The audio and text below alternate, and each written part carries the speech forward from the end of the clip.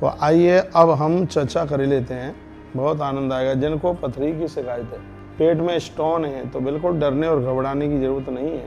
यह पथरी बिल्कुल घुल करके निकल जाएगी। 1 गिलास पानी में 1 नींबू निचोड़कर सेंधा नमक मिलाकर सुबह और शाम 2 बार नित्य 1 महीने के पीने से पथरी गल करके बाहर चली जाएगी। सुना आपने? सही सुना है आपने। पथरी का इतना अद्भुत निदान है, करना आपको पड़ेगा। ये नहीं कि पथरी ठीक हो आपकी और करना पड़े मुझे, तो वो तो संभव नहीं है। आपको ठीक होना है बिना ऑपरेशन के, बिना चीड़ा फाड़ी के, और पथरी गल कर बाथरूम के माध्यम से बाहर निकलेगी। स्त्री पुरुष कोई हो, किसी के भी अब अंदर पथरी रहेगी नहीं। पथरी का एक बिल्कुल साधारण सा छोटा सा इलाज है। और इस समय में आधा घंटा आपसे स्वास्थ्य को लेकर के ही मैं बात करता हूँ। कल शायद मैंने कमर दर्द की चर्चा आपसे करी थी। आज भी विविध प्रकार की औषधियों के बारे में मैं आपको निवेदन कर रहा हूँ। पथरी का दर्द इतना खतरनाक है, ऐसा लगते हैं प्राण निकलते हैं। 2004 में मुझे पथरी हो गई थी।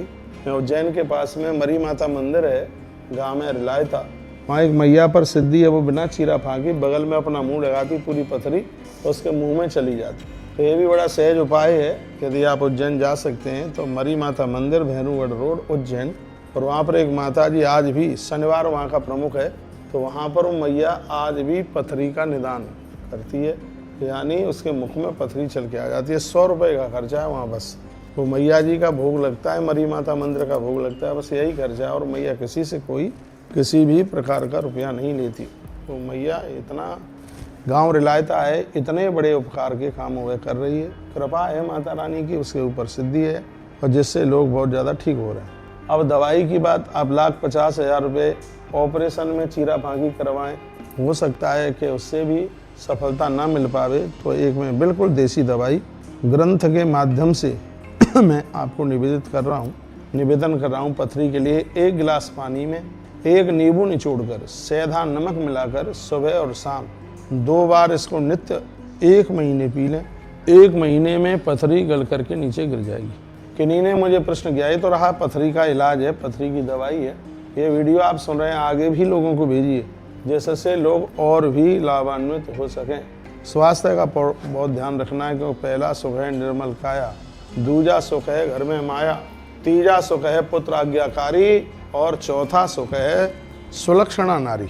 तो ये इस प्रकार से अपने स्वास्थ्य का ध्यान रखते हुए, और यह काम आप कर सकते हैं, करना ही चाहिए। भैया हम आपसे बहुत प्रेम करते हैं। भले ही हमने खानदान में आपके में जन्म नहीं लिया है, लेकिन आपके खानदान से भी ज़्यादा आप हमें प्यारे हैं, प्रिय हैं। आपके माथे में दर्द होता है, आप फ़ोन करते हैं तो हमें कष्ट होता है, हमें दिक्कत होती है। हर रोज़ दोपहर को 12 बजे, 12:15 बजे, कभी 12:30 बजे हम कुछ स्वास्थ्य को लेकर के आपसे बात करते हैं कि आरोग्य निरोगता के साथ आप कैसे रह सकते हैं। छोटी छोटी बातें हैं, इनको आप लिख करके रखा करें, और भी लोगों के काम में यह बातें आएंगी। ठीक है, ये पथरी का इलाज है, इससे पथरी गल करके बिल्कुल निकलती है। पथरी का दर्द बहुत खतरनाक है। और भी दवाई है, अंगूर के पत्तों पर आधा नींबू निचोड़कर पीसकर चटनी उसकी बना लें। इसे 2 चम्मच हर 2 घंटे में दिन में 3 बार खाने से इसमें पथरी होने का दर्द नहीं होता। ये उनके लिए जिनको कभी पथरी होवे ही नहीं। अंगूर के पत्ते लीजिए, उस पर थोड़ा सा नींबू, आधा नींबू निचोड़कर फिर उसकी चटनी बना लें, अंगूर के पत्तों की उसकी बना लें चटनी।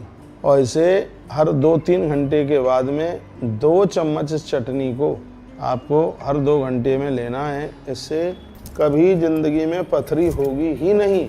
यह इतना बड़ा इसका प्रभाव है। और कोई आपके नज़र में कोई ऐसे मरीज हैं तो यह है, आप उनको दे सकते हैं। तो यह बड़ा अद्भुत उपाय है, तो यह आप कर सकते हैं। नींबू तो अद्भुत है ही। मैंने बोला है कि नींबू में बीज ना होता तो मरे हुए आदमी को जिंदा करता नींबू। पित्ताशय बढ़िया हो जाता है। 1/4 नींबू तो रोजाना हर किसी को खाना चाहिए। मुझे भी खाना चाहिए, आपको भी खाना चाहिए।